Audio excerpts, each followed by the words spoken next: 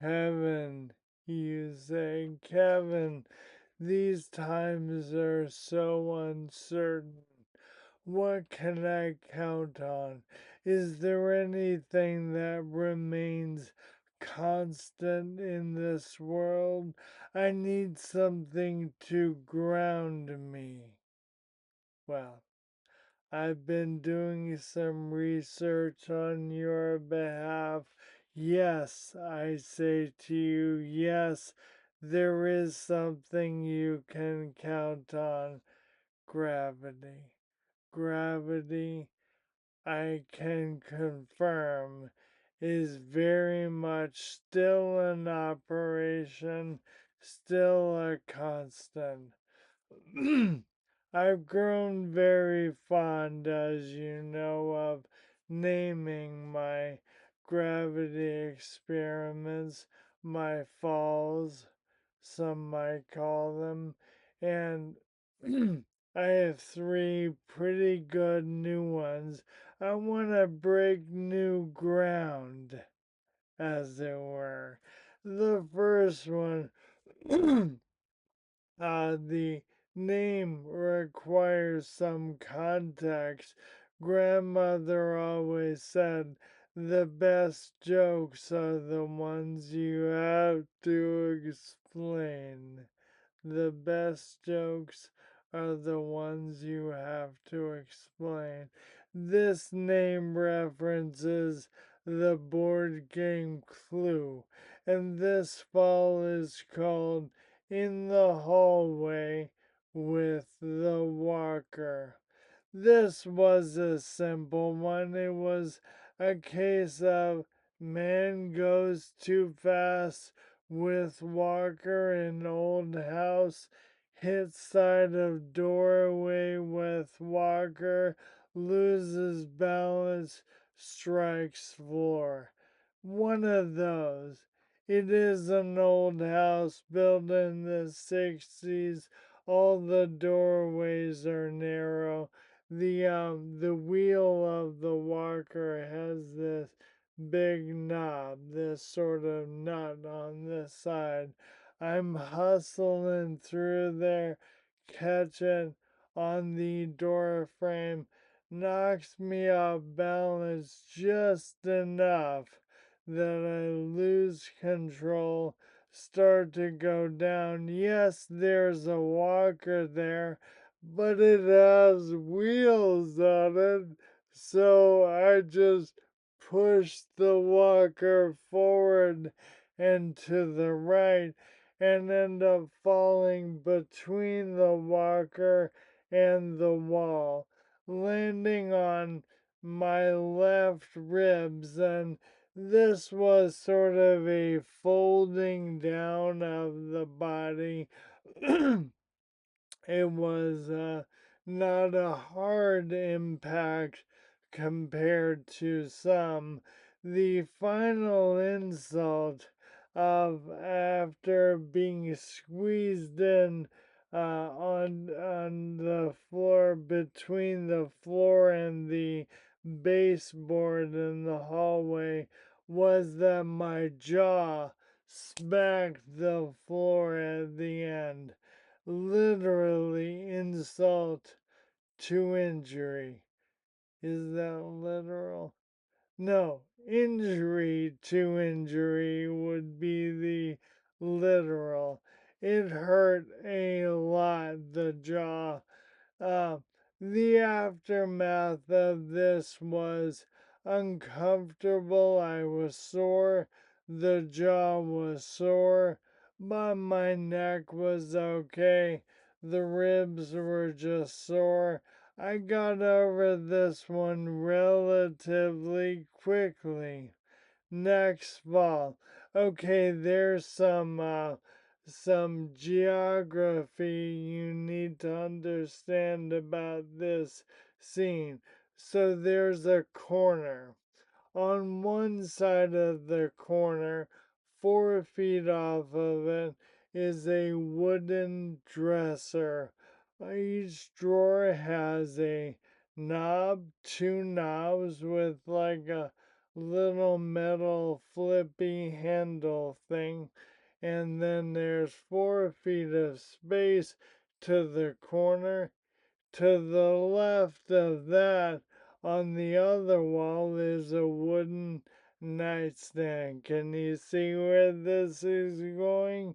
In the corner itself is a red duffel bag where I have casually thrown various padding and pieces of equipment I use. There's a ceramic muscle roller that I use to relax my calves, things like that. So there's something on the floor in front of the dresser. That's the scene. This fall is called Tip Your Waiters. So I bend down to pick this up. I think the stance I have will give me the balance I need. Boy, was I wrong. I tip over. The first thing I hit is the top of my head right here. It still hurts onto the one of those metal knobs.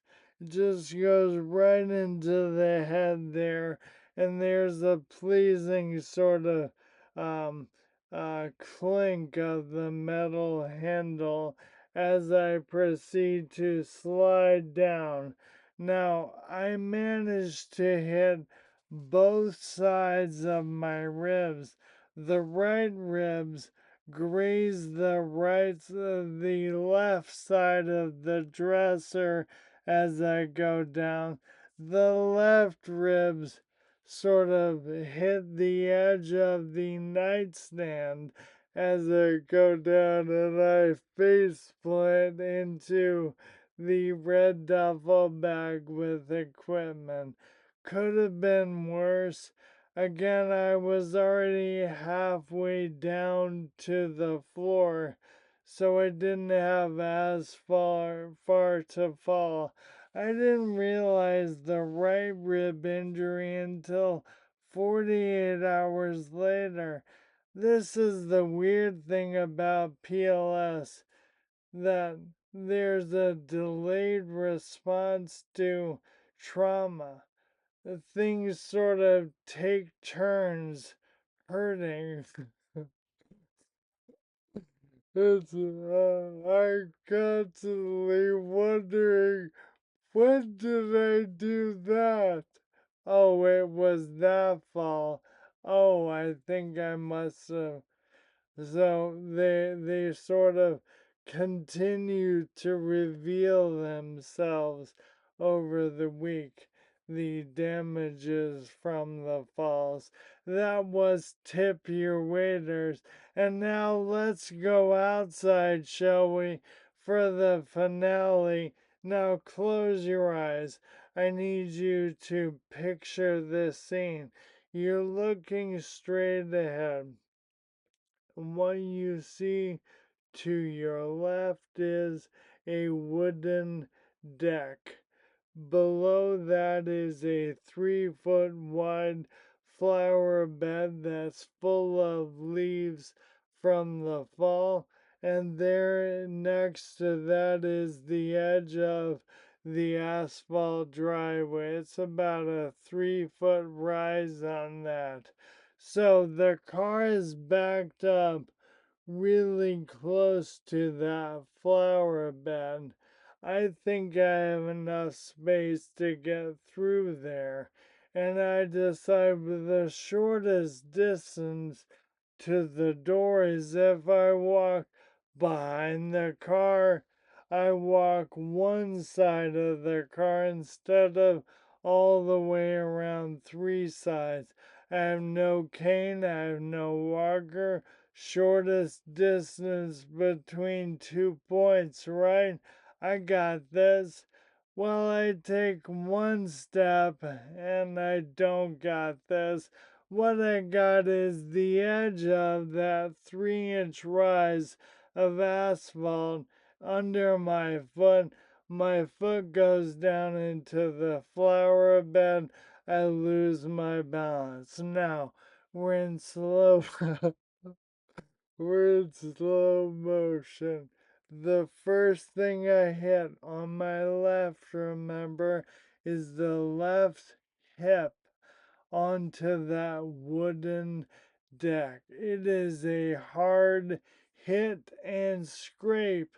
Now the trajectory in my body sort of spins a little, and the right hip gets the edge of the asphalt driveway, and the chest and face go straight down in the leaves. I'm covered in leaves and dirt. I cry out. My daughter, I'm alone with her. She's just gone inside. She peeks out, sees me on the ground, and runs away. I want to get inside to let her know I'm okay. I am really hurting though. I think I'm gonna army crawl. This'll be easy. It's like 12 feet. It's way too far. This hurts too much. So I crawl over, open up the car door, and use the edge of the door and the car seat to lift up. I think I'm stable and I managed to get inside. This fall, of course, is called You Saw This Coming, Hit the Deck. That was a very painful one. There was a lot of crazy spasticity and fight or flight after this one. I was shaking for a while, just had to go lie down. The biggest pain from this one that that stayed with me was unfortunately these two fingers. These are the worst two fingers of the 10, and the muscles in these fingers and that side of my hand got sprained or twisted or something, so that's some residual pain. Definitely could have been worse. As my falls have gone, these three were light on lasting damage, but heavy on total humiliation and clumsiness and demonstration of gravity.